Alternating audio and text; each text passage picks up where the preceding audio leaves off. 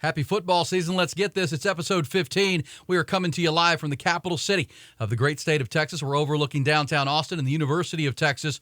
Welcome to the show that knows and that the pride and tradition of the Texas football program and Texas athletics will never be entrusted to the timid or the weak. This is the Eyes on Texas multicast. We are a product of the Republic of Football and Dave Campbell's Texas Football Podcast Network. We're powered by Grande Equipment as well as our founding partners. I'm Aaron Hogan, morning show host at the Horn here in Austin. He, thank goodness, is back in the seat across from me after weeks of covering various conference media days. He is the senior writer at Dave Campbell's Texas Football Magazine. Our buddy Mike Craven is back, and good to see you. Nice to be seen. Nice to be back in Austin. My own bed. Don't have 3 hours to drive. Talking season is exhausting for the coaches and the players, and probably annoying. But they only have to do one. Yes. Okay, I had to do Big 12, American, Conference USA, plus Texas High School Coaching Association Convention. I've done enough interviews. I'm ready for football season. Actual games to talk about and cover. Yeah, everybody's done. We've asked the same questions. We've talked about the same things. We need somebody to hit somebody with a pad very hard. Very hard. Well, here we are, 32 days away to someone hitting someone very hard. Actually, it's really 25 days because there are some games the week previous to Texas and Rice. And I'll take regular practice. We're like a day away from at least having like dudes and pads to talk about. Yeah, tomorrow we record every Monday night here in Austin at the Austin Radio Network studios. And yes, tomorrow Steve Sarkisian will have a training camp news conference, which we'll talk about. Obviously, we're going to preview the season. It's time to get down to brass tacks, start talking some football. Pads will start cracking. They'll start with shells and helmets, and then they'll get into pads, and it'll be on. This is the multicast that hopefully you know keeps you on top of all things Texas football. It's available weekly on the Dave Campbell's Texas Football and the Horn FM YouTube pages. It's available for download through iTunes and Spotify. That's why we call it the multicast. There's multiple platforms on which to find us. And, of course, we're powered by Grande Equipment. Let me start by telling you about Grande. They are our presenting partners at Grande. My buddy Wes Murray and his team, who are just really happy to be a part of what we're doing here. Huge Texas fans, but really when it comes to heavy equipment and a project you have, they understand that all that matters is getting that project done to the finish line on time, on budget. That's why Grande partners with you on any and every project. Wes always tells me, tell the people, when we start working together, that's the beginning of the relationship. It's not over till the job is done. Grande has operated that way for 31 years. They're not in the equipment business. They're in the relationship business. You need that right piece of equipment or lots of equipment for your project. They'll get you what you want when you need it. Job site ready, no hassle whatsoever. And because they're intentionally independent, that's a big goal for them because they're not locked into John Deere or Komatsu or Caterpillar. They get you what you need. They get you everything that you need when you need it. That's Grande Equipment. They are nimble, small, and independent, but play in the big leagues. They also have a great energy sector supporting solar projects all over the country, specialize in pile driver application, new and used. They are the best. Grande Equipment. Right here in Central Texas, but a worldwide international equipment dealer. Thank you to Wes and his team. Simply find them online at grandeequipment.com. That's all one word, grandeequipment.com. All right, let's get the football talk going. We break the EOT, the Eyes on Texas multicast, into 4 quarters each episode, just like a football game. In our second quarter, with Texas football, we'll discuss the important position battles. What players need to step up on offense, defense, special teams. Halftime, we'll get a Texas NIL update from the founder of the Clark Field Collective, collaborator on the Texas One Fund, our great friend Nick Shuley. I know there's a lot of questions in the NIL space from fans and media. Like, how is this all working? Nick is deep under the hood on how this all works, so you're going to learn a lot from Nick, I promise you. Also, in our third quarter, we'll dive into something we'll call the Steve Sarkisian equation. How much do you as a Texas fan and Mike Craven and I believe in this head coach? Is this the year he kicks the door in and wins a Big 12 championship? Also, how much would Gary Patterson's return to his staff help out at this point? And in our final quarter, our fourth quarter, how SEC ready are these Longhorns? And we'll have some debates about that. But, it's time to talk 2023 football with the Texas Longhorns. The first practice is this week. Our first quarter, always presented by the TexasMortgageGuy.com. That's our buddy Carlos Carrion, the TexasMortgageGuy.com. And let's fire it up, Mike. It's time to talk some football. With training camp starting this week, time to get to brass tacks. What are the Longhorn season expectations for the 2023 season? You've talked to Sark. Actually, you had a sit-down with Sark today. You were at Big 12 Media Days. You've covered it. We're going to start with a piece of audio from Steve Sarkisian. He did a conversation before probably he talked to you with our friend Bobby Burton at Inside Texas and why he's confident in his team this season.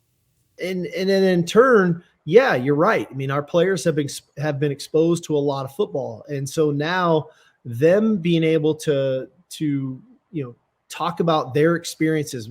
Jade Barron can talk to a Jalen Gilbo, an Austin Jordan, a Warren Roberson, these different guys that might be working at that star position, for example, those are invaluable. Christian Jones, how much knowledge can he share with a Cam Williams or a Malik Ogbo, for that matter, or a Peyton Kirkland? So that experience in and of itself, I think, is helpful. And then I just think our football IQ is higher than it's ever been since I've been here, and that's always helpful. All right, Mike, with that said, there's a coach who knows this is a big year for him personally, but believes his coaching staff, his veteran team that's got a chip on its shoulder, a team on a mission, as he's called it. What record do you think Texas finishes with all the digging you've done, talking you've done in the talking season? What is the record when the regular season is done? Yeah, I think it's a great point by Sark. I mean, birthdays a lot of times are the best thing that can happen to a football team, and they've had a lot of birthdays on this football team in Austin, so that's going to help their development. In the magazine, we had them at 9-3. I think they lose to Alabama. I think that Oklahoma game is a coin flip. I'm still not convinced that Texas can run through a regular season with consistency. Like, it's hard for me to predict 10 wins, to predict 11 wins. I think they're going to be favored in probably 10 or 11, maybe Alabama, maybe Oklahoma. But that last final stretch of BYU, Kansas State, at TCU, at Iowa State versus Texas Tech, the Texas program I've known for the last 13, 14 years loses one of those games, maybe two of those games. And so I believe that this Texas team is better. It's just hard for me to put my money on 10-2 until I can see them do it week in, week out, until I can see this coach that we'll talk about later do it week in, week out. Yeah, we'll talk to the Steve Sarkisian equation. 9-3 is probably, that's one game better than last year's 8-4. That's why I will go 10-2. I really will. I think they're a 10-win team. Boy, if that Alabama game were to go burn orange way, which we'll talk about, I mean, gosh, if they were to beat Alabama, I mean, I think a run the table is on the table because of the veteran status of this team, because of the birthdays you talked about. And I'm a big believer in coaching staff continuity. I think that matters. I thought it mattered when Tom Herman and Charlie Strong kept changing coaches, revolving door of coordinators and position coaches. Heck, Mac Brown did it. One of the strengths of Mac Brown's program from 1998 through 2010 was he didn't change out coaches very much at all. It was the same guys, the same dudes that were coaching, and the voices, the messages, and he had some defensive coordinators that moved on, and Bull Reese retired. Other guys moved on to head coaching jobs, but pretty much kept them all together. And I think that's when it started to unravel in 2010, and then 2011 was a 5-7 season, had to fire everybody, and that began this revolving door of coaching unrest. And obviously there was leadership issues at the top at Texas, but still, Sark has kept this staff intact. There's not been one change on the defensive side in 3 years, which is big for me. So I do think 10-2 is possible. I do think a double-digit win team that plays for the Big 12 championship is there. So I'm going to say 10-2 in the regular season playing in Arlington. They have not won 10 games in a regular season since 2009. Yep. They won that 10 games in 2018. That was with the bowl win. So, is this team the best team since that 2009 team? Probably. I think so. Probably so. But again, that 13 years just has me cynical, and the cynical sports writer in me says, if it's a duck, it's going to quack, right? And then over the last 13 years, it has, and I'd like to see them do it before I believe. But you're right. They go to Alabama, and they beat Alabama on the road. I'm a believer at that point. Yeah, and we'll get into that. Can they beat Alabama coming up in our next couple questions here? But I would also say this to Sark's comment we just heard. I'm a believer in veteran players that have a chip on their shoulder, and I think there are a ton of guys on this roster who could have gone elsewhere, could have moved on, could have gone to the NFL, who are back, who don't give a damn about the SEC. They don't care. They're not going to play in the SEC. They're going to play in this season, and that's Jordan Whittington. That's Christian Jones at right tackle. That's Tavondre Sweat. That's Jalen Ford. Maybe even Quinn Ewers. I mean, most people just think Quinn Ewers is bound for the NFL early. These guys are locked into this year, and that's the accountability it's going to take with a continuity, coaching staff full of continuity. And Sark has also gone out, and we'll talk about this coming up in the Sark equation. He's bringing in analysts at every spot. He's really put his ego aside and saying all hands on deck to make sure we leave no stone unturned. So I do think, yes, this can be the best team since 2009, and that team played for the national championship. Well, this team, I don't know. I think 10-2. I think the Alabama game is going to be tough. Well, let's go there. Where's the biggest potential upset where you look at it and say, Texas may very well in our first quarter here, Mike, be a double-digit favorite in most every game they play outside of the Alabama game.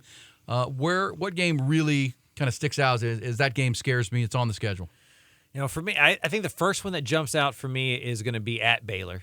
I have that highlighted. Right. Thank you. Early in the year, just kind of on the road, you get that first test. The way Baylor plays football, a pretty feisty defensive team can muck it up. Offensive line's going to be good. They're going to run the football. And for the same reason, I kind of think that BYU game at home late in the year, I'm higher on BYU than a lot of people.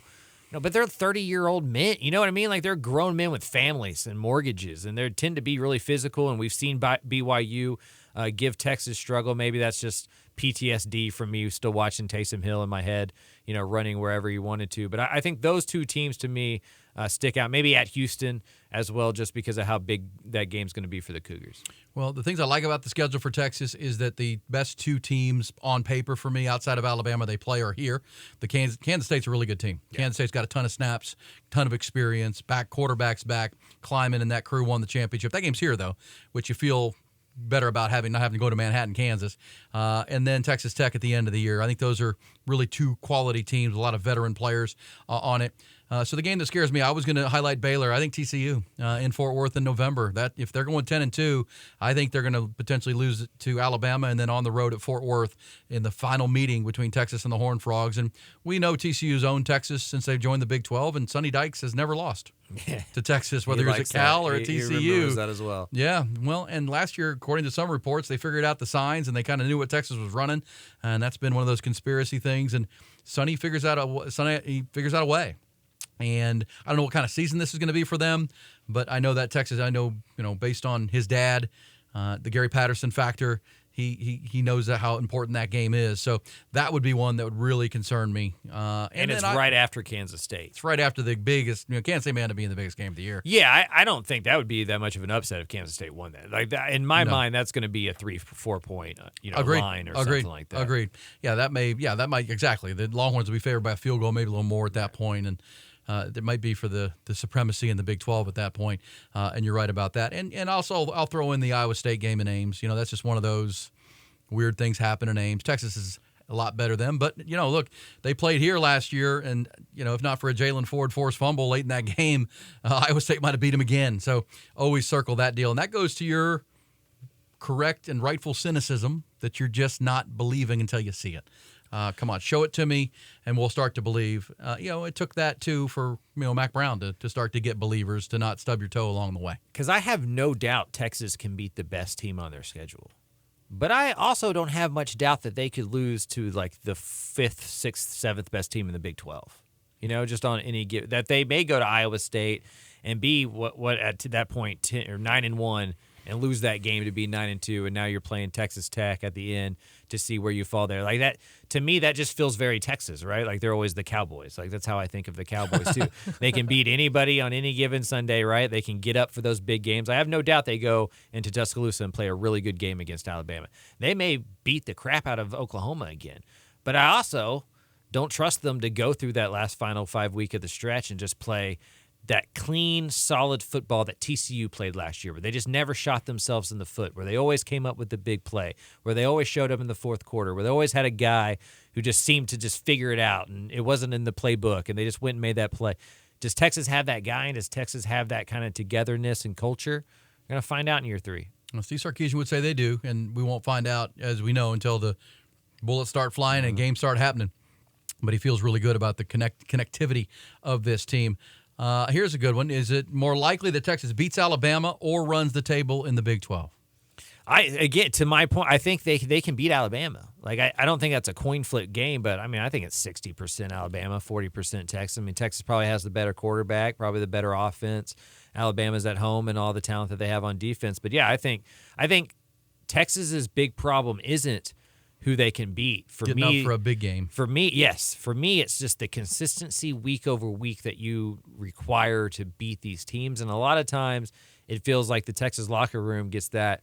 We're Texas. We run over these teams. We beat these teams. But everybody in the Big 12 is pretty good. They may not be SEC good, but they're pretty good, and they can beat you. And also, the thing we haven't talked about is Texas is going to play a lot of teams for the last time. Oh, yeah. They're going to have they always have a bullseye on their back, but it's going to be giant this year. And so they're going to play a lot of games where this matters a lot to that fan base and those players, and that's going to be something they got to deal with as well. A couple more here in our first quarter. It's brought to you by TheTexasMortgageGuy.com. Our buddy Carlos Carrion. But how many Big 12 losses is acceptable for Steve Sarkisian based on everything we've talked about? What's the number? I say 10-2, which means I'm going to pick them to lose to Alabama. So I got them on one conference loss. You have them with 2, it sounds like. What's acceptable? Yeah, I mean, I think 2, if it gets you into the Big 12 championship game, still acceptable. For me, it's just getting into that Big 12 championship game. So if there's 2 8-1 teams and you're 7-2 and you don't get there, that's you're going to get a lot of smoke headed that way, right? But if you go 7-2 and you get into if you do what Kansas State did last year, where you go 7-2 in the conference, you make it to the Big 12 championship game, you win the Big 12 championship game, I think that's acceptable. And so in the vacuum, I don't know if it's about the losses as much as about winning the Big 12. Like, to me, that is the marker for Steve Sarkisian. For all the reasons we've talked about, they are head and shoulders better than the Big 12 this year. All right. They so should go coming win up it. in our other quarters, when we hear from Sark from this conversation with Inside Texas today, we'll hear him talk about the leaders on this team and who is really emerging to replace Bijan Robinson and Roschon Johnson with that leadership. Also, one of the big goals of training camp starting this week is those intangibles, those fourth quarters, those, big moment, because they feel like they have this team kind of where they want it. It's really start fine-tuning on being ready to handle big moments in fourth quarters, which change the game. You hear from Sark in his own words on that. Last thing in our first quarter, if Texas doesn't play in the Big 12 title game, which is you just said, and I completely agree, Mike Craven, doesn't play in Arlington in early December for a Big 12 championship, who would you pick to be there? I think Kansas State's 1. I agree. I think Kansas State's the second best team in the conference. And then I'm going to pick Oklahoma just because of their schedule. I mean, I don't think they play the second, third, or fourth pick team in the conference or something like that, or 3 of the top 5, and they're 1, and Texas is the other. So they have the easiest road to get there. I'd pick Kansas State versus Oklahoma if it's not Texas. Yeah, and they wouldn't have played them in the regular season, as you just said. I agree with you. That's exactly right. I wrote down it's better if I had someone else, but I think K-State's the most solid team, not named Texas. They check the most boxes, and they're the defending champions. And Oklahoma, schedule reasons alone. When you're toughest in the preseason, you guys in the preseason media not always right, That's true. But the Especially in this conference. in the preseason media poll, the only true road game, the highest ranked and predicted team that Oklahoma plays on the road is Oklahoma State, who was picked to finish 7th. They play Texas neutral, who's picked to win it. They play then it's Oak State. I mean, they play home to TCU. But as you said, they dodge Texas Tech, they dodge Kansas State somehow, they dodge Baylor somehow. Tech. Tech, Kansas, and Baylor, they don't play. It's just, that's we've been talking to folks up in Oklahoma who say if they don't win 10 games, major problem, Brett Venables. Mayday. Especially if Lincoln Riley and USC does what a lot of people think they're going to do as well. Because a lot of this is a comparison at a vacuum. Like, you're comparing yourself to your ex. No doubt. And so if she's if doing better than me. Yes. And right now he absolutely is. Hey, it is our first quarter. That wraps it up. We'll get into more Texas football talk, deep dive, brass tacks conversation here on the Eyes on Texas multicast. But our first quarter brought to you by our buddy Carlos Carrion. We call him, and he calls himself TheTexasMortgageGuy.com. It is so much better to work with like-minded people when it comes to a big decision like a mortgage or a refi. Somebody who knows the business, the lay of the land, lifelong Austinite like Carlos is, but also he's a Longhorn fan. So you talk football, you have like minds, you're talking what's going on, really makes things a little easier. Break the ice and get this thing going, and you can trust Carlos every single time. As I say, born and raised Austinite, over going on 10 years in the industry. Not here to just provide you a quote, but really your guide to help solve problems and strategize one of the most important decisions financially you'll make in your life. With a refi or, buying a home, maybe buying a rental property, any of those kind of things, let Carlos Carrion be your guy. He is TheTexasMortgageGuy.com. You won't run into a better dude and a better person than Carlos, trustworthy through and through. Just one of those guys you want to work with, I promise you.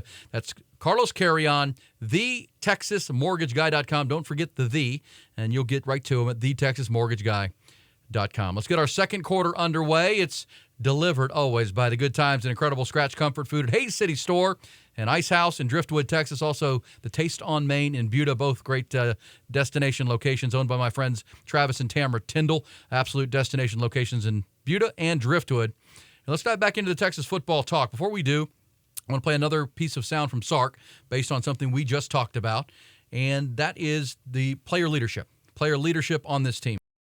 Year after year, you have to kind of really monitor the maturity of your team and those players.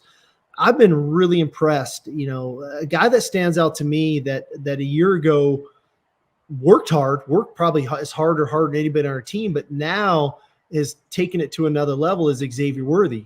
And so there's a level of expectation from him and his peers of what it looks like. JT Sanders, obviously Jordan Whittington. And what I've seen out of Quinn over the last 6 months has been super impressive. He's not the new kid on the block. He feels like this is his team. Kelvin Banks. Defensively, Byron Murphy is a guy. Baron Sorrell has really stepped into that fold. I think Jade Barron, you see the maturity in him from year after year after year. The emergence of a Jalen Catalon of coming in and what he provides. And so, and I'm leaving out Jalen Ford, who's probably the biggest one there. So there's a lot of really cool leaders on this team that is different than it just being one or two guys like we had the last couple of years. I feel like our leadership committee this year is as strong than it as ever, because I feel like all of those guys really understand the responsibility of being on that committee. They take it very seriously, and they do a great job of leading, and they do a great job of holding people accountable and doing it in a way where it makes guys feel empowered to want to do it more, and pushing people and motivating people and supporting people to be the best that they could be. All right, so there he is. I mean, he took a while to say Jalen Ford on defense, but he said that's the biggest guy who replaces Roshan and Bijan. It's got Xavier Worthy, he mentions, is a guy that's really stepped up into a leadership role. Guys who were just good players, hard workers, are now taking a more vocal approach to how they do things. He mentioned Jalen Catalon, who just got here from Arkansas. He brings a swagger to him. I know you covered Jalen when he was in high school. They got some dudes with swag. I mean, they got some dudes that will get in your face if things aren't being done properly. That's the kind of veteran leadership it's going to take to navigate and not have one of those stub-your-toe games. And they have a lot of experience. And when you have experience and you have skins on the wall and you have tape you can show people and you have earned kind of confidence, other people listen to you more. And for a long time, Texas had guys in the locker room who talk it, but they don't go and play it. Like, they don't go and do it. I think Moro Ojomo kind of mentioned that and talked about that and kind of got in the doghouse for airing some of that laundry, right? And so it feels like there's more guys in that locker room who care, who are accountable, and who have done enough for the University of Texas where they can stand in front of the rest of the team and say, hey, this is the standard now. This is what we're doing. We're getting back to where we're supposed to be. And every coach I know says the best teams that they've had are player-led. And so if Texas can be that, maybe that's going to be the secret sauce for the Longhorns this year. Well, I think you talked about it earlier in our first quarter with TCU, right? How do you have that magical season where somebody steps up in the right moment? Let's not act like TCU was a cakewalk. They had some double-digit deficits they had to overcome. They had the Baylor game, which was bleak, in Waco. They had a lot in a magical season. They also stayed pretty injury-free. But, yeah, they had guys who are now playing in training camp in the NFL step in, step up, and make a play. And that's really what it takes. And it feels like Texas has some of those guys. Where are the most important position battles in your mind? Where are the spots where you look at it and say, that dude really has to earn his job or else he's going to get passed up? I'm super interested in what they're going to do in the interior. It feels like, and offensive line is one of those where a lot of people are going to play. You're not going to just play five guys all the time. But, of the Cole Hudson, DJ Campbell, Jake Majors trio, which two are your best fit into your best five, right? So I think that one's a big one. But I think the offense is mostly settled. Like whoever gets those, maybe running back and who becomes the lead running back there is going to be a big one. I think the season's going to figure that one out. But for me, it's going to remain the linebacker next to Jalen Ford. Who becomes that guy?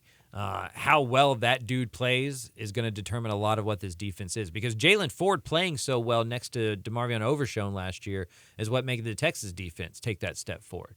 Well, he's going to take the Overshown spot. Somebody's got to be Jalen Ford now. Somebody's got to step up and be the unexpected guy who, takes up that slack. Who's that going to be? I think that's going to be the battle I'm watching the most. Yeah, I don't think there's any doubt. And, Payam Sadat coming in as an analyst. Gary Patterson looks like he's going to be back in the program because he just wants to be around it. It's that time. Clock's ticking. Yeah, camp time. I need to go to camp. It's like a junkie. You know what I mean? Like sunset, and it's like, oh, man, we got to figure this out. Well, and I also think Gary Patterson wants to coach again. Oh, yeah. And I think he sees this can be a special team. We'll talk more about that coming up in our third quarter. But I would agree with you. That linebacker spot's going to be a spotlight all year. I agree on the interior, on the D-line. I think the most competition may come in the secondary. I just think there's a lot of dudes. I think there's a lot of guys that, obviously Jade Barron had a great season and he's the starter. But, man, Jalen Gilbo's not going to back down at star. He's going to want to get on the field.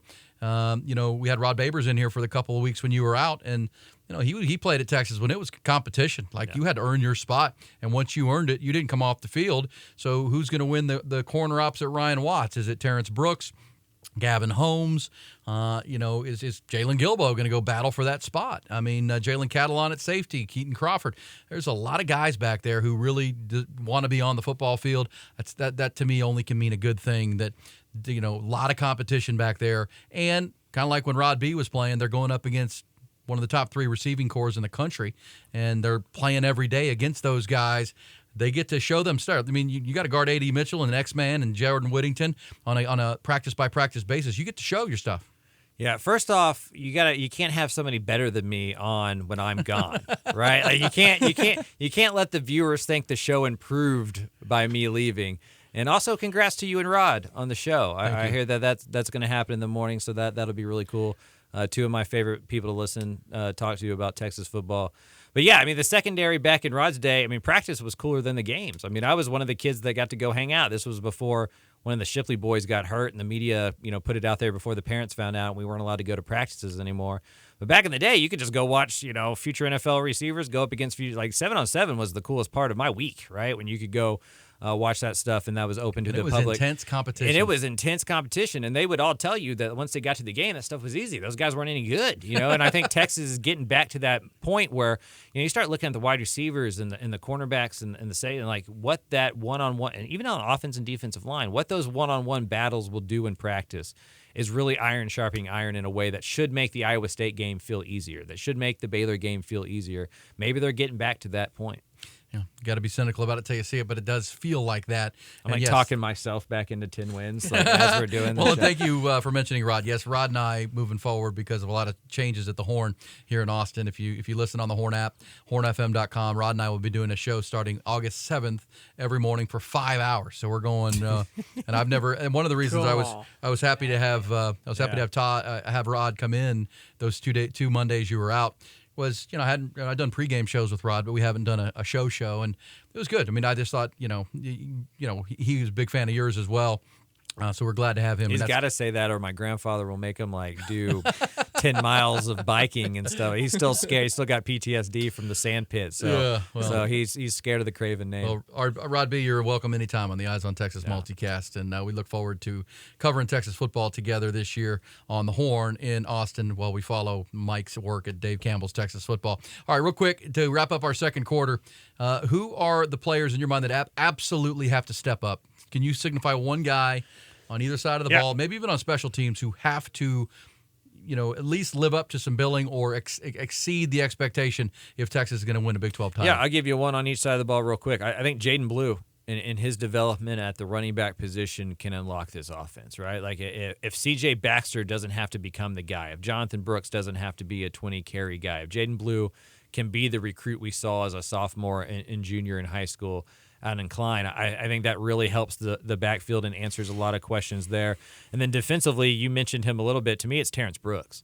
Like, that dude can be special. Like, he can be a shutdown, big-time corner in the Big 12 this year. If he can do that and all of a sudden Gavin Holmes is your third best corner, you're in a really, really good spot. And you're at a position where you've gotten better over the year despite losing a couple of guys at that spot. I like that a lot. Now, I put Jonathan Brooks just because I think he's going to be the lead running back to start the year. For our audience, you covered Jaden in high school, and he's kind of one of those enigmas because he sat out his senior year. Yeah. Haven't seen him much.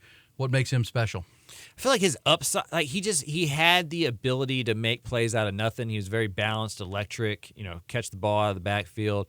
And so he has the explosion that I think can make him really good. And I feel like Jonathan Brooks is going to be good. I feel like he's more of a known commodity. So if Jaden Blue can come along and become that number 2 guy, that can become the Roschon Johnson, that can become the change of pace, all of a sudden Texas has really 2 really good running backs with C.J. Baxter now allowed to grow into the season and become more of a dude by week 5, week 6 when he has his sea legs. Not somebody you need against Alabama week 2 because it's Jonathan Brooks, Keelan Robinson, and now C.J. Baxter. I like that. And so Jonathan Brooks, huge for me, and whoever's going to emerge in that running back room. And let's not forget about Keelan. Keelan Robinson is a senior, really has a chance to be the gadget guy. There'll be so much focus on so many good players offensively. That's the kind of guy that can get out the gate and really, change a game pretty darn quick with the creativity of Sark's mind. On defense, for me, it's Alfred Collins. I mean, that's an easy thing, but we talk about unlock a defense. If Alfred Collins, and you listen to NFL scouts, we read last week, I think it was the quote from Jim Nagy at the Senior Bowl, because they're keeping an eye on these guys too. The scouts say it pretty clearly. If he can unlock that Sunday potential every play, all the time when he's on the field, and in this depth on defense, he's not going to be on the field but for 20, 25 snaps. It's like he's got to do it for 40 snaps a game, 45 snaps. He's got to be out there, and he's got to deliver every single time. He can become that next to Byron Murphy, who anytime you ask any of the coaches who's the guy up front, it's him. Sark, you heard him talk about Barron Sorrells really having a good camp. Alfred Collins has to be that five-star guy. If he is consistently, this defense goes from potentially good to great. Yeah, if Byron Vaughns was inside Alfred Collins' body, yeah, it would have been like a top 5 draft pick. Like it'd be Will Anderson or something like that, right? It'd be a super. At some point, and again, this is the cynical sports writer in me. At some point, you are who you are. Yeah. Right. Well, that's what we thought about Keandre Coburn and Moro Ojimo the previous offseason too. Right. That would be my only argument. That's fair. I don't think with them that was ever a "Are you a dog?" conversation. And I think with Alfred, that's always been the conversation. He's a gentle giant. And even back at Cedar Creek days, it was like, can this guy go dominate? And you'd go to Berger, and he'd be getting blocked by dudes that look 6 foot, 185-pound dudes at Aikens, and it was like, just go kill that guy. And he just didn't have that in him yet, right? And you thought when he got to Texas and he wasn't worried about hurting people, that would be unlocked. And still, he feels like a basketball player playing football. And for his sake, I hope it turns the corner, because if so, he's a millionaire tomorrow. I mean, that's how good he can be. And this defense can be really dynamic because they're going to be unblockable up front. Led the nation in pressures, or top 3 in the nation last year in pressures. They start getting home with some of those interior pressures, even from the outside. He's a big part of that. All right, there's our second quarter. It's brought to you by Hayes City Store and Taste on Main in Buda. Hayes City Store is open for business, ready to roll. They've been open, since 2015 now. They're open every day, and they just keep expanding. Outdoor patio and sports bar now in the Ice House. They always have that canopy of oak trees, live music on their stage. But really what separates Hayes City Store and Ice House is just the Scratch Texas comfort food, the vibe, the environment for a big event or birthday party, a happy hour. It's a destination location. They've got wood-fried pizzas or fired pizzas, house-ground burgers, best chicken fried steak you'll eat, truck stop enchiladas, plus over 53 beers on tap and so much more. It's 8989 FM 150 in Driftwood. Hayes City Store and Ice House. Their complete mouth-watering menu is online at HayesCityStoreTX.com. That's HayesCityStoreTX.com. And, if you're near Buda, in and around Buda, destination location as well. Downtown Main Street in Buda is Taste on Main. Travis and Tamara Tyndall, who own Hayes City Store and Ice House, have opened Taste on Main this year. A little higher end, obviously, steaks, oysters, seafood, raw bar, a wonderful drink menu. It is a really cool place. Great spot for an anniversary, birthday, event, and just brunch, Sunday, Monday. They do a great job at Taste on Main, downtown Buda. It is time for our halftime segment here on the Eyes on Texas multicast. And as in every week and every episode, it is delivered just the right pressure at halftime by One Source Gas, your one-stop shop in Central Texas for all gas products. I'll tell you about Richard and his team coming up, but excited to have in the house for our halftime our buddy Nick Shuley. Nick is the founder of the Clark Field Creative, also heavily involved in the NIL building at Texas, a collaborator at Texas One Fund. He is by day a marketing expert, also the president of the Austin Music Movement, among all of his labels. Nick, how are you, bud? I'm doing great, man. How are you? They're going good. What do you tell people your job is? I mean, because it's a long list. No one knows what I do. My parents don't even know what I do. I don't think anyone in my life does. So what is it you do? It's mainly music, sports, marketing related. It's probably the easiest way to say it. But the full-time job is keeping Austin a music town, as well as trying to keep a lot of UT's NIL efforts going. Well, one of the things we really want to do on the Eyes on Texas multicast once the season starts, and we're about 33 days away now, is at our halftime feature, highlight a lifetime Longhorn former player, what they're up to now, how they're doing, do a quick interview with them and catch up, and the audience can find out where their favorite Longhorns and what they're up to these days. And you promised you'd help me with that with your connections and everybody which we're excited about. But let's start with this, because NIL is such a curiosity for everyone. Name, image, and likeness. the ability for student athletes, football and every sport, to capitalize on that, their name, image, and likeness. How did you get involved with that when it all began?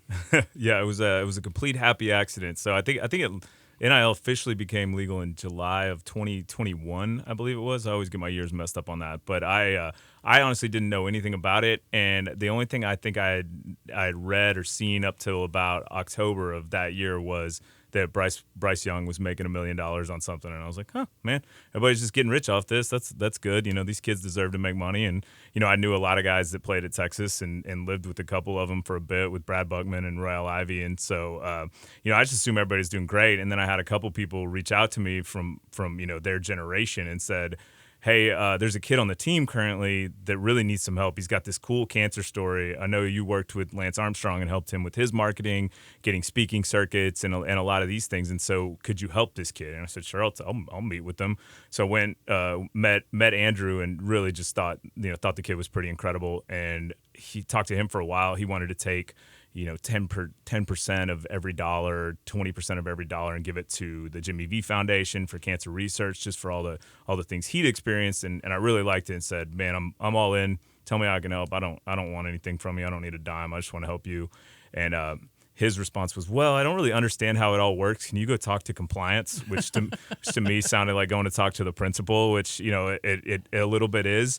And so we went talked to. I talked to one of the compliance people from Texas and just kind of picked their brain a little bit and understood kind of how it worked, and then tried to figure it out more. And I remember I was on my big research on figuring out NIL was I read the state law about 10 times on a flight to Disney World with my niece, my 6-year-old niece punching me the entire time. So, and trying to get me to play games with her. But then I really understood it and saw kind of a way to make it work, and just what were the ins and outs, and just trying to figure out how to make it legal for Andrew, but then ended up hanging out with Andrew the next week and his roommate Jace Febers and kind of talked with them for a while. And I was like, you guys just getting rich off this stuff? And they were like, man, we can't even afford to take our girls to dinner like right now, or to movies. And so it kind of became my thought of like, how can we just figure out how to get $5,000 a semester for every guy on the basketball team? And I was like, this shouldn't be that hard. So what we did was I called a few people around the program who I knew from back in the day and just said, hey, here's what I'm trying to do. Trying to raise $140,000, $10,000 for every kid on the team. Can we do this? And pretty quickly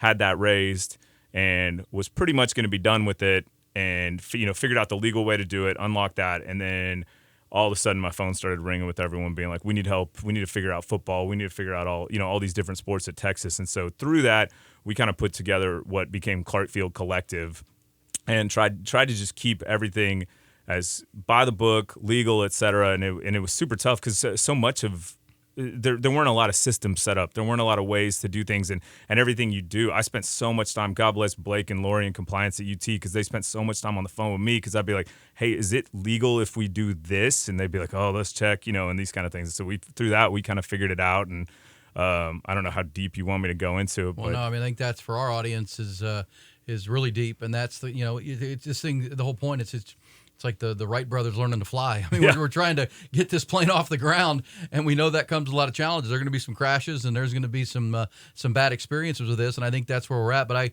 in our conversations with you, because you also on the show I host on the Horn every morning, come on and do our live music update in the live music capital of the world. But you're a lifetime Longhorn. You, as you said, you lived with a bunch of basketball players growing up. You've a lifelong Austinite and all those things. So you're passionate about it. But at the same time, it's such a challenge to navigate this and get it off the ground. But the thing I keep hearing is you're seeing the success stories where athletes are connecting with people in the business world through charitable endeavors, helping people in the community, and they're meeting people, quite honestly, who can help their careers beyond their sport, beyond their athletic ability, and really what the University of Texas is about, this powerful network of people. But in the same time, a lot of the things are really everything you've told me you're helping with has a charitable element to it. Yeah, and so through that, we had the guys at Horns with Heart had the foresight to put together this deal for the offensive linemen and figured out how to get a 501c3 status, and it was still a real early area where the IRS hadn't seen anything like that, and they managed to fill out the paperwork, do everything right, got that approved, and then after that, a lot of nonprofits started kind of popping up at Texas for NIL, and so we behind the scenes, they were all kind of doing their thing, and I saw the need to say, hey guys, let's all talk and get together, because we're all kind of competing with each other. How can we get this to where everybody works together? And to their credit, they had the foresight to kind of get everything rolled up, and then that's where Texas One Fund came from. And so kind of we operate on Clark Field Creative on the kind of the for-profit side, really, and so we'll do deals with a lot of the businesses and do deals with the kids through the businesses, whereas One Fund will do it through, whether it's through donors, charities, et cetera. And so every dollar that's unlocked at Texas One Fund goes through charities, and we help kind of manage those events, set up the charities, just from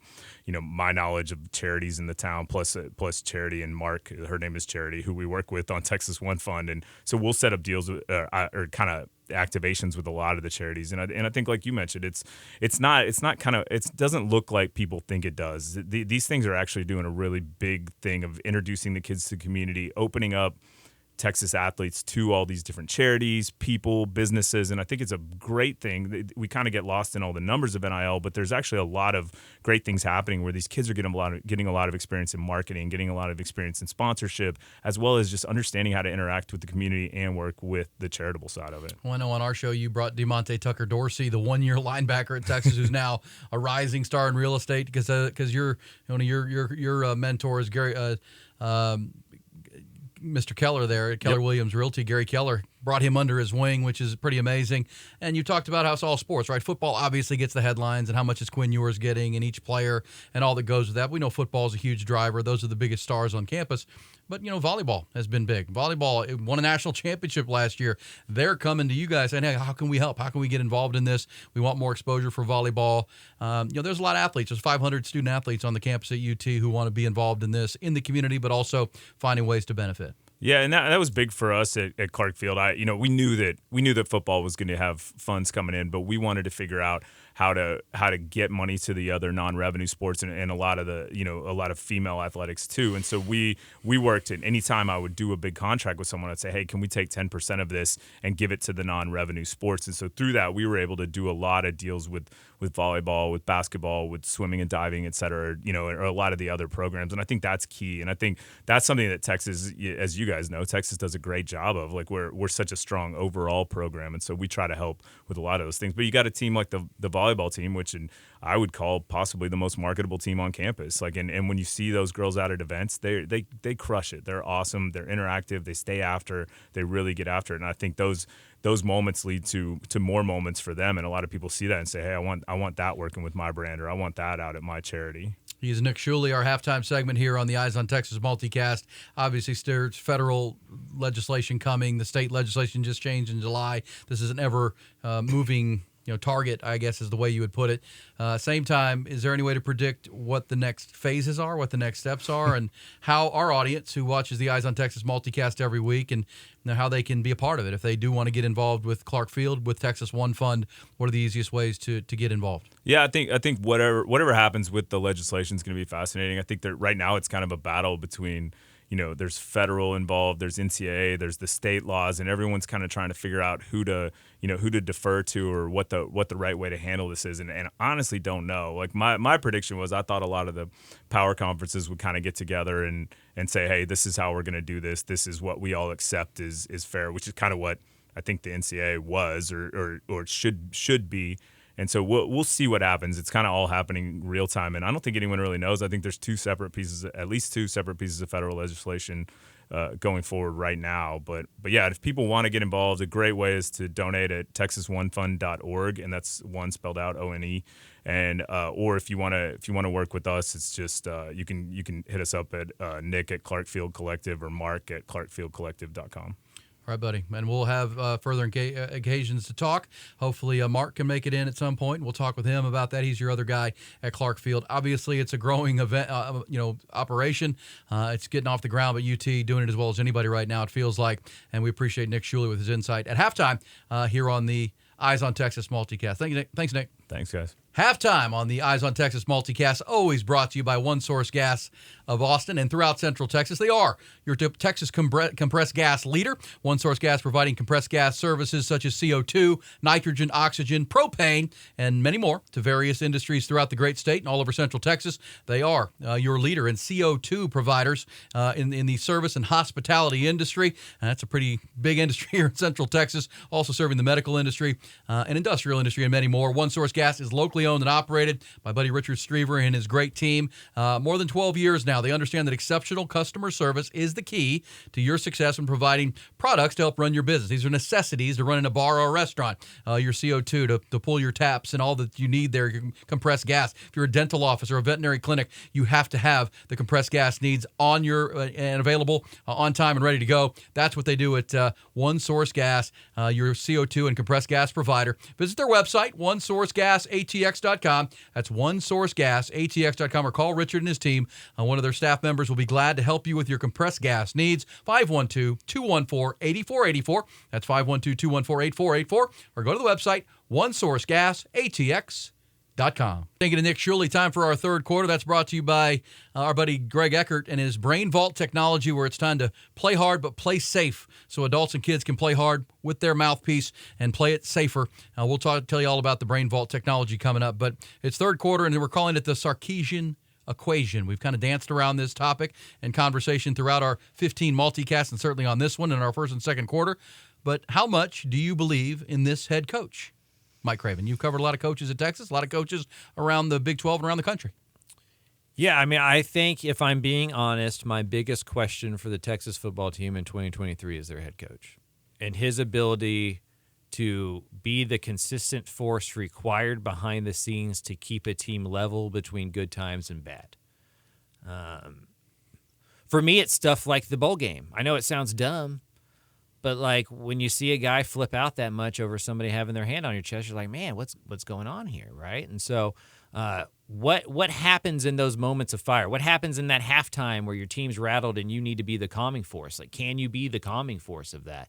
He hasn't had a team that's ever been able to do that. He hasn't had a team that we would call consistent and gritty and good for four quarters and reliable on a week-to-week basis. All of his teams historically have been up and down.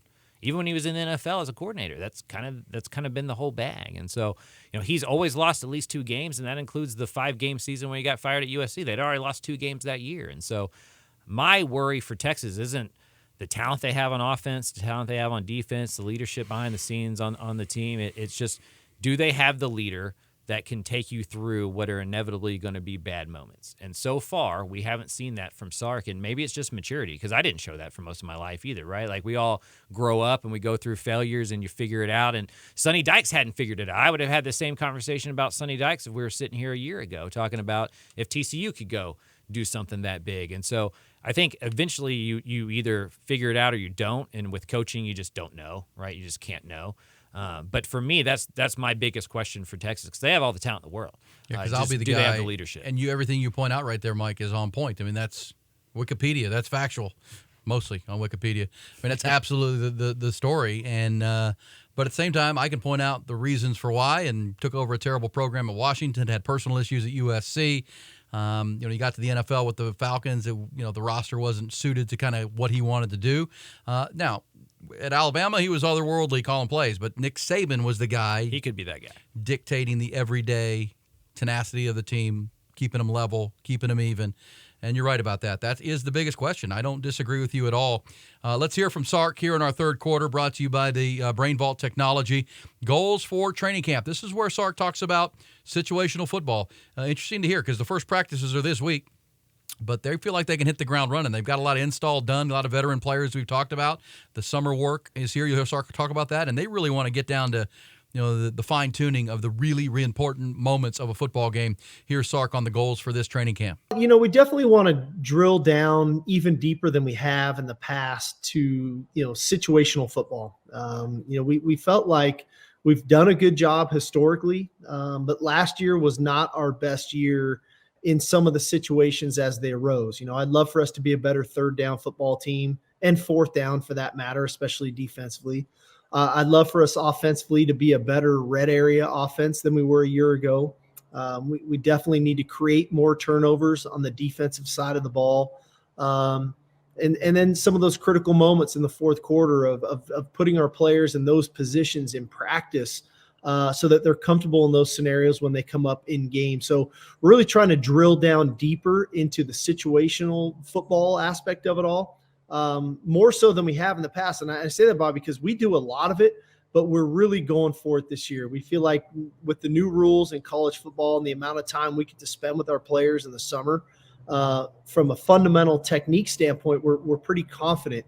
Now it's really drilling down to the situational football aspect of it, make sure that our players are comfortable when those situations arise. All right, there you go, Mike. I mean, fourth quarter situations. How do you're going to play close games. You're going to be in close games just like they were last year. They had 4 of them, and they lost all 4. Now, they won some closer games, too. The Baylor game, they turned around in the fourth quarter. The Iowa State game was a close one that they found a way to win it. But they've got to be better in that regard, and there's Sark admitting, yeah, we're going to work on it. We've been working on it, but situationally, we've got to be smarter, better football team in big moments. And again, that's another Champaign problem that points to the fact that Texas should be really good this year. There's a lot of teams that going into they're just trying to figure out who their best 5 offensive linemen are, who their quarterback is, like what the plays are and stuff. And because of the continuity on the coaching staff and because of the experience on the team, that first year he's trying to figure out if he has an offensive line. That last year he's trying to figure out who the starting quarterback is. This year they're just trying to fine-tune things, and that's a good sign for where Texas is as a football team and as a program. It's going to come down to those moments. We talked about TCU earlier, that Baylor field goal kick. There's Oklahoma State in overtime. Like there's little moments in there where it came down to execution. You build those things in August because once the season starts, you don't have as much time for that. Well, and I remember Lincoln Riley talking about something that Bob Stoops taught him, and one of the reasons Oklahoma dominated the Big 12 in championships over its existence, or Texas and Oklahoma's existence in it, is, elite performance at critical moments, period. I mean, Lincoln Riley talks about that a lot. And, how do you win championships consistently? You perform in the elite level at the highest pressure, critical moments of a game. We can all do it in the first quarter. We can all do it in the second quarter. We're talented. When the pressure's up, you need a big drive. You need a big play. I think you saw some of that last year with Jalen Ford, just making big plays in big moments, being that dude. They need more of those guys. They need Quinn Ewers to be better in that moment, and we'll see. But they're obviously going to spend the next 30 days drilling down and really staying focused on the details that change. And I think that is a phrase that, if they can find that, the critical execution, elite execution in critical moments, that'll be the separator to this football team. How much would Gary Patterson help in return if he does? I mean, it does feel like there's been reports, we talked about it on our shows in Austin, that it sounds like he's ready to come back. He knows he needs to be here at camp if he's going to. And I think it starts with the fact he wants to coach again. And, he looked at Nebraska last year, talked to Arizona State. He knows that if this thing can be a special season and he's a part of it again, he's back at 63 years old in the mix for a job that he really wants. Yeah, all the things we talked about with Sark earlier, not knowing if he can weather a storm, not knowing if he could win through adversity, not knowing if he can take a team to new heights. We know that Gary Patterson can do all those things. And so having somebody in that room that you can trust, that you look up to, or at least think of as somebody that you respect enough to bring into that room, that helps. That adds a mentor there that can help you get through those things that maybe you've never done before and you don't know how to do it. It's easier, you just never walk alone type thing, right? And so, midweek, what do you do on Tuesday after a tough win? Like, should we dial it back? Should we dial it up? If they lose to Alabama, how do you figure that stuff? All of those things, Gary Patterson just offers you somebody with a lot of wisdom that you can go ask how they would handle it. Well, now if you're Sark, you've not only got Gary Patterson, kind of the overseer and your second set of eyes as a chief of staff kind of thing, Paul Christ helping with the offense, Payam Sadat on defense, Joe DeCamillis on special teams, 31 years in the NFL. I mean, there's a lot of smart people. And it also informs me that Sark is he's checking the ego, and he'll listen to smart people. Hey, Sark, I've been here, I've done that, or we're seeing this. This might be a blind spot for you guys. Make sure you're paying attention. And the thing I'd say about somebody like Gary Patterson and these other analysts that I think maybe the average fan doesn't think about, I don't think you can put a value on coming in after a hard-fought game, because these coaches, folks, and these players get in a rhythm. It's Monday is this, Sunday coming back, Monday, Tuesday, Wednesday, Thursday. For the coaches to come in on Sunday after a win or a loss and to have the game plan already mapped out and built in all 3 phases from the analysts, like, hey, we've already scouted the next opponent. Here's what we're seeing. Here's what we're doing. This play would work. This would work. I mean, you're 2 days ahead. by having those guys and Gary Patterson maybe to oversee all that, to say, okay, guys, here's our game plan. Now let's do an install with all the knowledge we need, and let's go hit the field and get ready for the next game.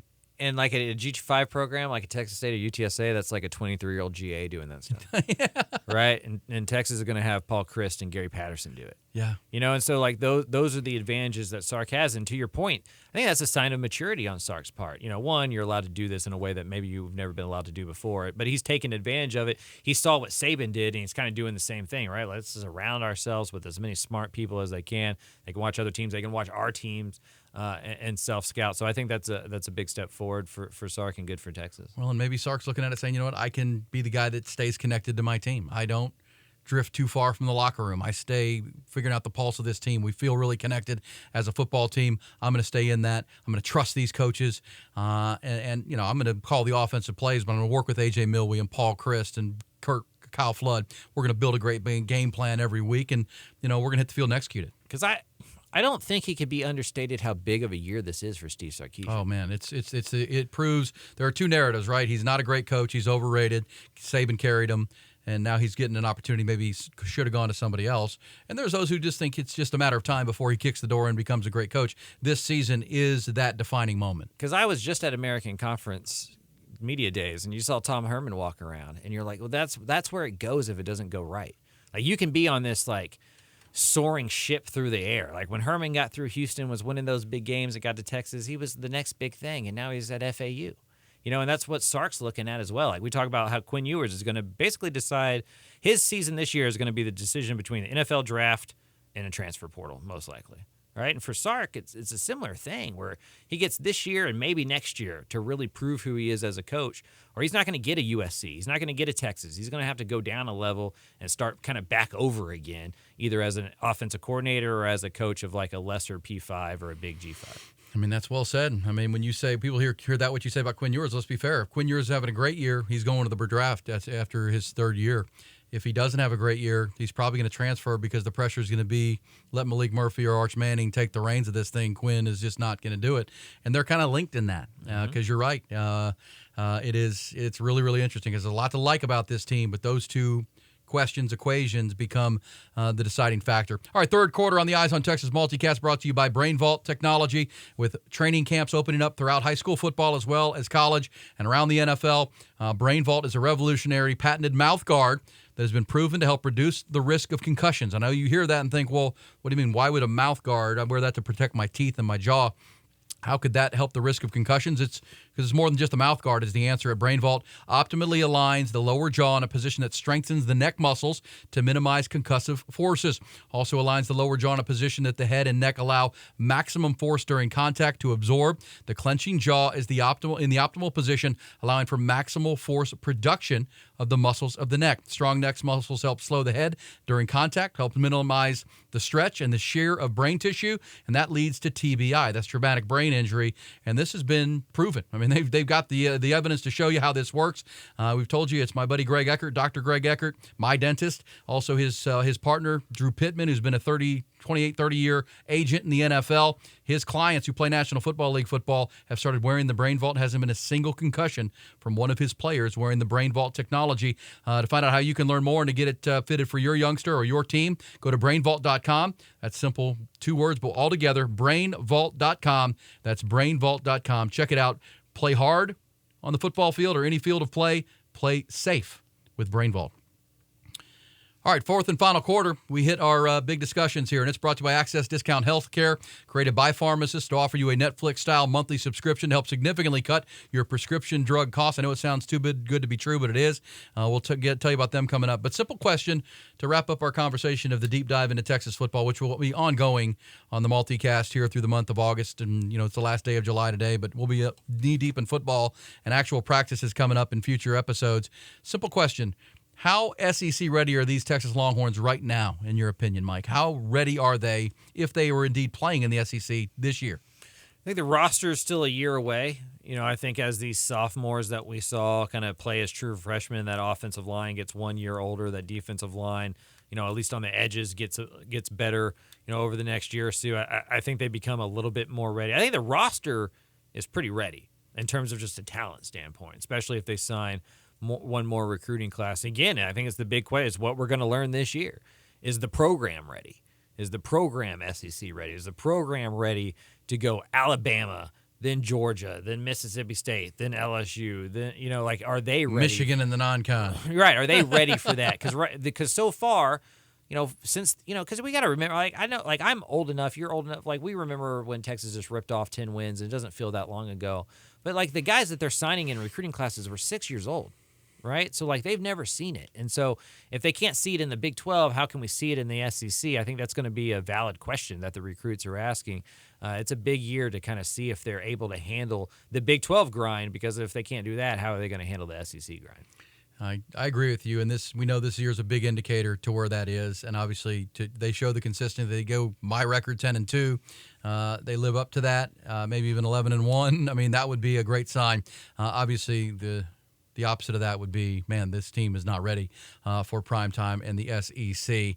All right, let me ask you a couple other questions outside of this. We'll get Nolan Hogan, our digital producer, involved in a little rapid fire around college football. Nolan, where were you on the total losses in Big 12 play for the Longhorns this year from your young perspective? Because you're one of those guys that Mike's talking about. I've never seen Texas be really good. The last time I saw Texas be good in 2009 was when I dressed up as Colt McCoy for Halloween. Yeah. How old were you? I was 8. Yeah.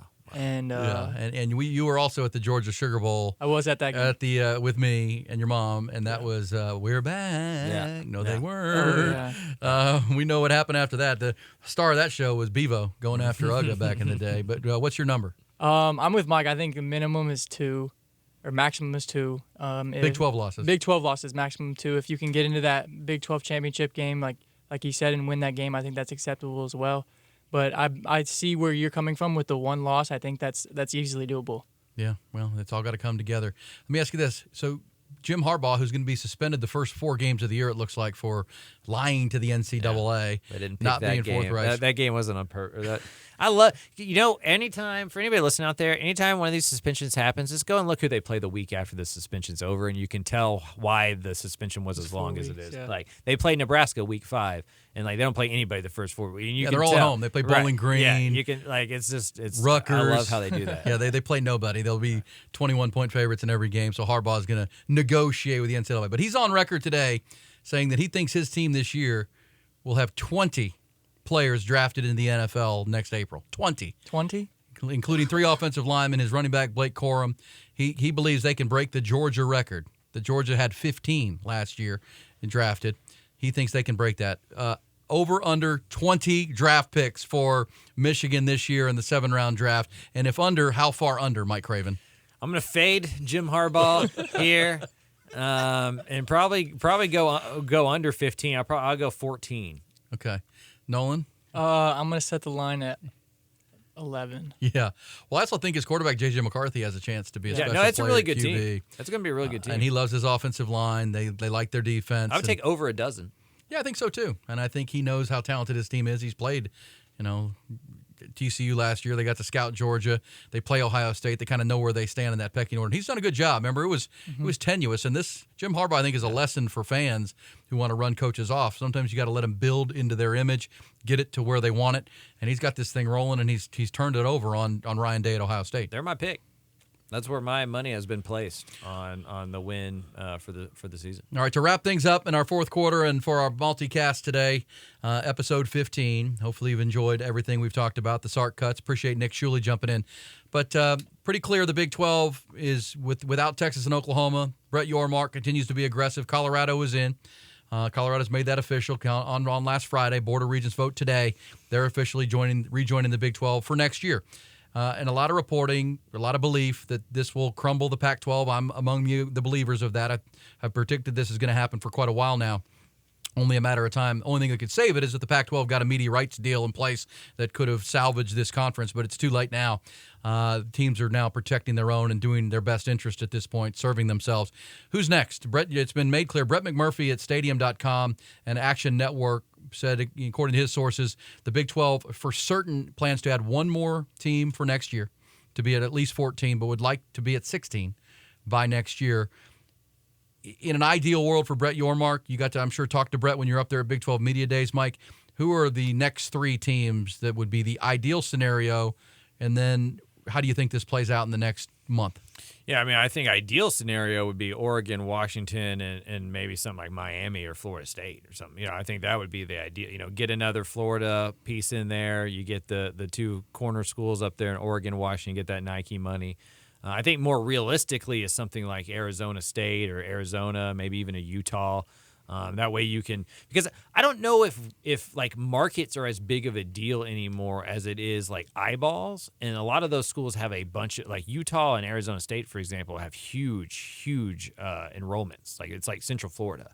And so if you look at kind of what your mark's adding, it's been big universities and state universities. And so with a lot of young people who are going to school there. And so I think those guys fit the profile. But Oregon is the main fish out there, Washington as well, I think, for any conference. The rumor right now, Nolan, is Arizona this week could actually jump and State leave Arizona State because of football for sure, but basketball. Yeah. They're tired of waiting on Arizona State. Arizona State wants to try to salvage the Pac-12. And remember, Arizona State has campuses in Los Angeles. They have Arizona State L.A. So they're kind of linked to the West Coast. They're not sure they want to jump. Arizona's ready to join Colorado. Oregon, I would agree with you 100%. And then, Utah or Washington becomes the rub. Well, Mike, Nolan, what about the idea that Oregon, because they want to be in the Big Ten desperately. They want to be with USC and UCLA and be the Western flank. Washington does too. If you're Brett Yormark, would you allow them in for like a 7-year contract and then be okay with them moving to the Big Ten beyond that to get that for the next 6-7 years and then let them go? Or where are you? If I'm Yormark, yeah, because he's not going to be there in 6-7 years. Yeah. Like this man's flipping this for a big time job. Like he's going to be like the next commissioner of the NFL or the SEC or the college football playoff or something. Like Yormark is like a head coach that's trying to get that next job, right? Like so, if I'm him, for sure. I think for the stability of the league, though, you're trying to get to 14 or 16 of teams that you can ride with for 10 years plus. But maybe that doesn't exist anymore. Maybe the whole let's ride together for the next 3 generations just isn't a thing, and this is going to reshuffle every decade. Well, I think if you want generational, I think the ideal would be Arizona and Utah. Yeah. To be your 3, right? To go with Colorado State and eventually Arizona State, because you got the desert schools, the Four Corner schools. Utah's a natural rival to BYU. That really makes continuity sense. Now there's the name of UConn, which they're talking about for basketball. That's one to leave out there, but we'll pick that up for a later edition. Nolan, do you have an ideal school that would be perfect for the Big 12 when Texas and Oklahoma are gone? I like Utah. I think that's a really fun school. They were, in that Rose Bowl, they really showed out against Ohio State. Back-to-back big Pac-12 titles. Kyle Whittington's a really good coach. Yeah. I think if you could Shout somehow out Cam land Rising. Utah and Arizona, Arizona for basketball and what they could be in football, I think you're cooking with grease at that point. By the way, gas, grease. I am all for being the Big 12 reporter at Dave Campbell's Texas Football if we expand, because I know the better football is probably in the SEC, but the better locations are going to be in the Big 12. Like you can have Tuscaloosa and Athens and wherever South Carolina is. I'll go to Provo and Tucson. And Salt Lake City, Boulder. I'll take the Lubbock trip every other year maybe, and that'll be fine for 3 days. But it's gonna, especially if they got Oregon and Washington. Count me in. Those are destination areas right there. As far as the Oregon goes with the 7-year contract and move on to the Big Ten, I don't like that idea as a fan. Just seeing with the rivalry sake for the continuity of a rival. I think that if you build a rivalry and then you just cut it off like that, it just makes it disingenuous. Yeah, well, because the problem is the Big Ten's not calling Oregon right now. Right. And maybe they will, but right now they're not. All right, that's going to do it. That's our fourth quarter presented by Access Discount Healthcare. Let me explain this to you again. It is a prescription drug platform. This is not insurance. This is not part of your insurance. This is essentially Netflix-style monthly service for prescriptions. And it really is. You simply pay a small monthly fee, just like you would to watch all your videos on Netflix once a month. And then all your prescriptions that you have are free. There's no long-term contract, a month-to-month deal. So if you say, I'm going to try that, but it doesn't work, I'm going to dump it, that's fine. There's no commitment. You cancel at any time. Subscriptions are $21.99 for an individual, $26.99 a month for 2 people in a family, or $31.99 for a family of 3 or more. And it doesn't matter how many in your family. provided you live at the same address, and prescriptions can be mailed directly to you or picked up at over 64,000 pharmacies like Walgreens, CVS, and others. You can see if your drugs are included before you sign up. They've got nearly everything covered with the drugs you need, the prescription drugs you need. So if your family members or you are paying more than $21, $31, $26.99 a month for prescriptions, this platform will save you money. They're already saving over 1.5 million Americans using that platform, a collective $100 million. Here's the big number, folks. That whole idea of a month-to-month subscription, not a month and not a long-term contract, 1.5 million Americans are already saving, and the retention rate is 98.5%. Once people get locked into this, they don't leave it because they're saving money, much like their Netflix account, and it's much more important than movies and videos. Once you're signed up, consumers are in. This is not insurance. It's not a discount card, and all you have to do is go to the website to learn everything you want. They'll have every question you have answered. They've got videos to walk you through it. It's yourfreerxdrugs.com. That's yourfreerxdrugs.com. Sign up and learn more today. Just go to that website. They'll answer all your questions. Yourfreerxdrugs.com. And that's a wrap on another edition of the Eyes on Texas Multicast. Number 15 is in the books. We are a product of the Republic of Football on Dave Campbell's Texas Podcast Network, also powered by Grande Equipment. I'm Aaron Hogan, morning show host here at the Horn. He is the senior writer at Dave Campbell's Football magazine. Mike Craven, you're in town for a little while here? Tomorrow we got Tuesday. Texas starts, and then I'm going to Baylor as well. A&M on Sunday. So start making my rounds, kind of preseason rounds. No, back on the road. Back on the road. But I'll be back next Monday though for sure. And then we look forward to that next Monday, episode 16. We appreciate Nick Shuley for his time and visiting the OT bunker. Thank you to our digital producer, Nolan Hogan, our executive producer, Griffin Hogan. Their incredible work, and week by week, they do a tremendous job. Thanks to our founding partners, Carlos Carrion, TheTexasMortgageGuy.com, Hayes City Store, and Taste on Main in downtown Buda. Dr. Greg Eckert and his Brain Vault Technology, One Source Gas, and, of course, YourFreeRxDrugs.com, and our powering and presenting sponsor, Grande Equipment, locally owned, independent, but worldwide equipment company serving heavy equipment needs since 2004, online at grandeequipment.com. It is the multicast that keeps you on top of all things Texas football. It's available to watch weekly on Dave Campbell's Texas Football, as we mentioned, the Horn and Austin YouTube pages as well, available for download through iTunes and Spotify or wherever you find your podcasts. Hook 'em horns.